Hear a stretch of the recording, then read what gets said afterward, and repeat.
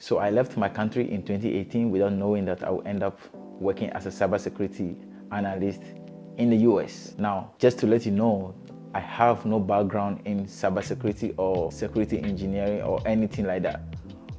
But how did I end up here? I am willing to share all the details with you.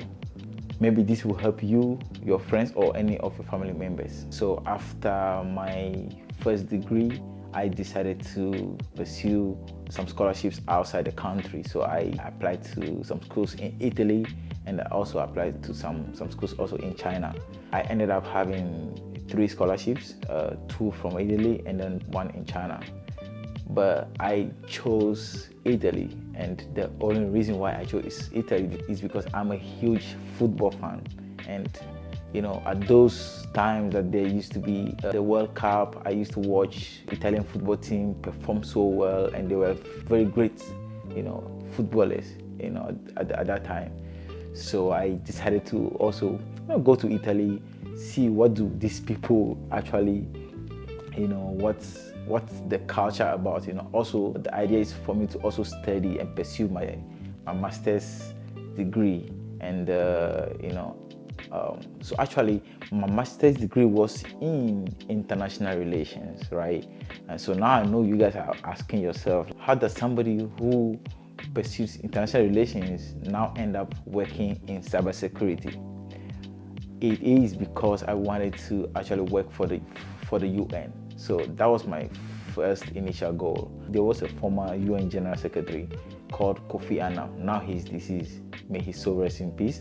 And he was from Ghana. So I realized that I could also have the opportunity to one day become the UN General Secretary.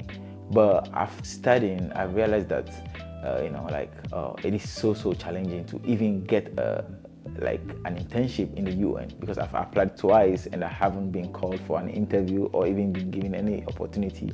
I try my best to achieve something great for myself wherever I go. So when I was in school, I was studying, you know, like I was studying so much because I wanted to have good grades so that I can work, you know, or get the opportunity to at least do an internship with the UN. But I didn't end up getting that opportunity.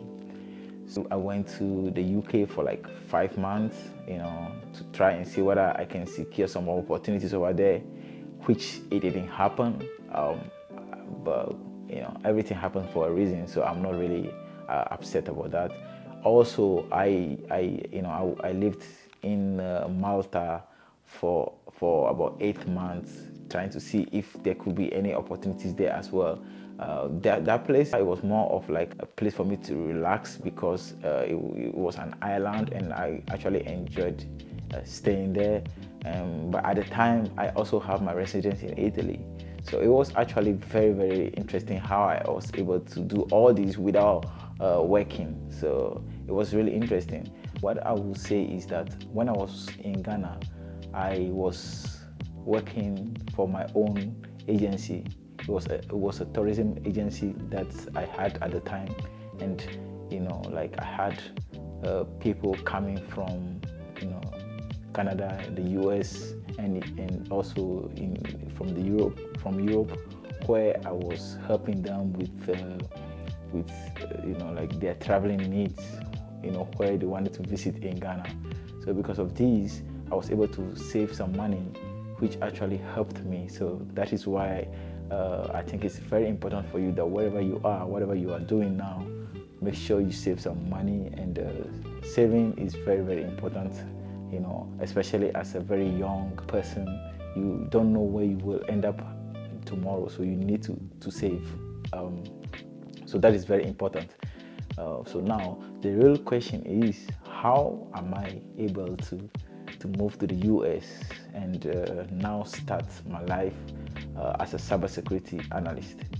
I think this is going to be a new video, and I want to share that in a different video, so I can be able to share with you much details about how I ended up here and how it was possible for me to actually get into cybersecurity, and who helped me, and what are the resources that I used, and how I was able to obtain my first job, and did I did I start off as being a cybersecurity engineer, or did I start off as an IT support, or like did I start off directly into cybersecurity career?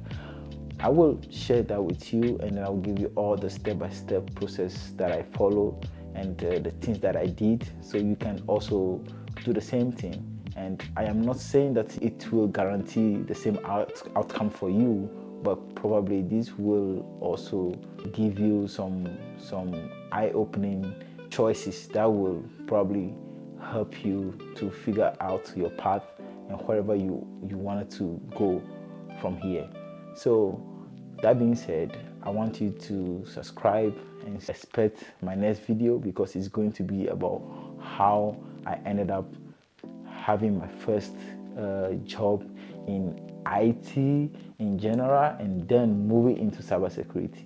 So yes, I would like you to subscribe, and if you want to know how I did this, you can learn from my experience, and hopefully this will also support your journey into becoming an IT personnel or even going into cybersecurity career.